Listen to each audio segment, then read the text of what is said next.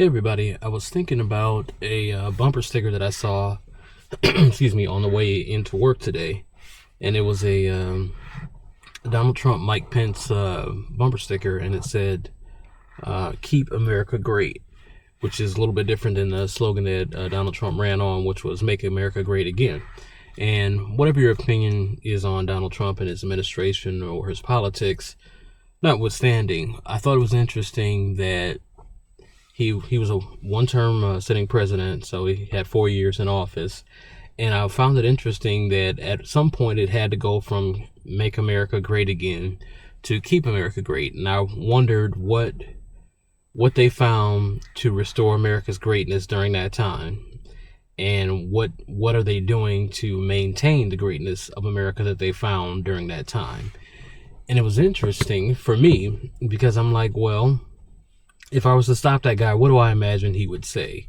And I don't know, he could say any number of things. He might actually have something incredibly insightful to say on the topic, but I didn't know. But what I thought about was, a couple years back, I saw, in terms of education in America, it said that Americans are number one in believing that they are number one, while the math and science and reading scores would indicate that other countries are far more advanced and ahead than we are on every level, on the elementary, on the middle, high, and even some cases university levels. I think it was closer in university levels, but America was number one in believing that they are number one. So we are the country with the most confidence. And the interesting thing about that is I toyed around with the idea of what is arrogance really. And I came to kind of the consensus last I thought about it, that arrogance is pride without accomplishment. So you're super proud, but the numbers and the details don't reflect what you are so proud about. You haven't really done anything to merit the pride that you have. You have nothing to show that warrants the feeling of greatness that you have. So I kind of equated that to arrogance. Excuse me again.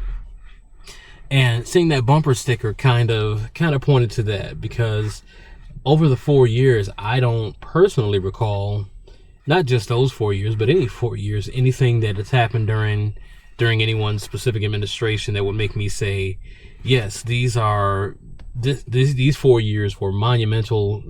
Things changed so drastically, and as a country, we are great, we are unified, and we are on track. I think that America, in thinking about that, what would a great America look like to me as an American citizen?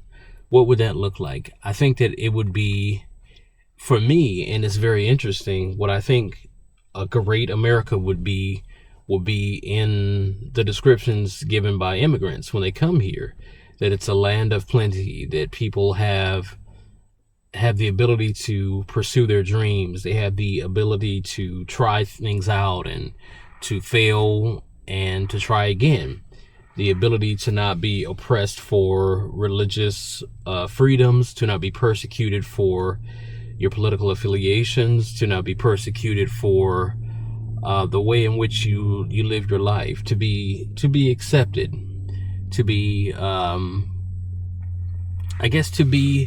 to be free, but not a blanket freedom, because I think that people say freedom and just think it's a license to do whatever you want to do. And I understand that that's not freedom. And I also understand that freedom in any capacity isn't exactly free. There has to be a price paid for those freedoms. So because of that, I do respect the people that do pay that price militarily or politically to some degree. The people that are the forefathers that took that stance. I also understand that freedom looks different for different people, and I think that the potential that America offers the immigrant coming over here from the time that America was called America until now is kind of what embodies the vision of America that I would have. The greatness of America, that if we could be just, if we could, ensure that nobody would be profiled, that people wouldn't be marginalized just on a whim, and that people's personal biases and personal idiosyncrasies wouldn't determine whether or not a person lives or dies. Because whatever my opinions are on your way of life, whatever my opinion is on your politics, or what you choose to do on a day-to-day basis, I know the answer is not that you should die, or that you should starve, or that your children should be ostracized or beaten, or that you be killed. Whatever the answer is, and I don't proclaim to know every answer for everything that goes on in the world, but I know the answer is not to vilify people. I know the answer is not to make an enemy for no reason.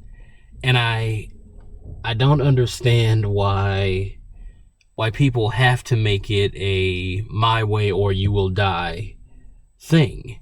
And the worst thing about it is a lot of people will use religious piety as a crutch to say that, well, no, it's not just my opinion. This is it's morally right. And they don't even recognize the hypocrisy in claiming a moral high ground while still seeking for the destruction and or the obliteration of groups of people.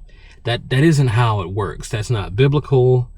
That's not even the ministry of Jesus Christ. That's not in any fashion what would be Christianity or those who follow Christ. That wouldn't be anything that they would do.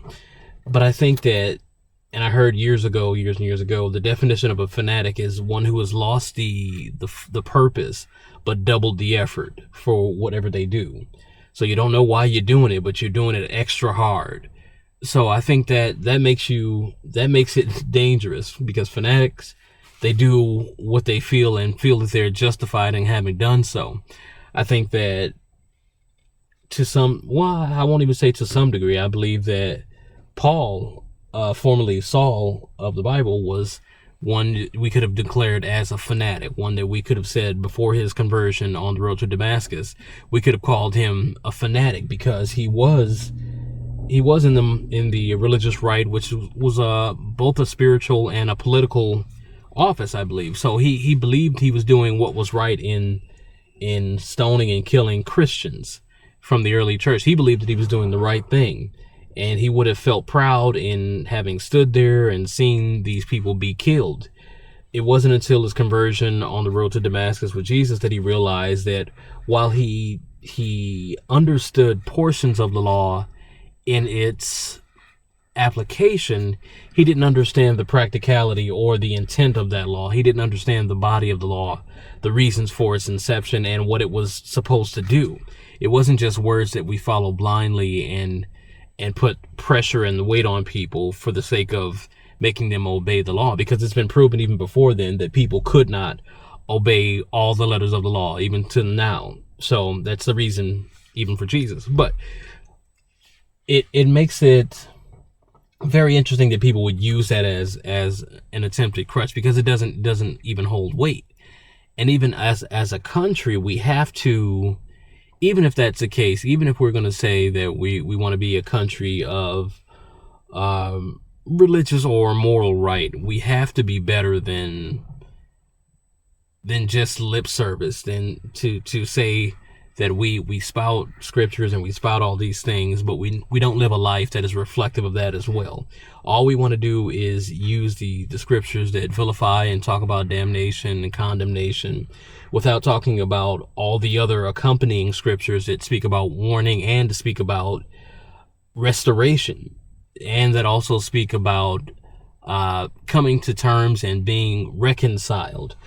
The whole purpose of the Bible is to describe God's undying love and his desire for restoration for all of humanity. So again, even on that, in regard to the country, we can't use that as a crutch.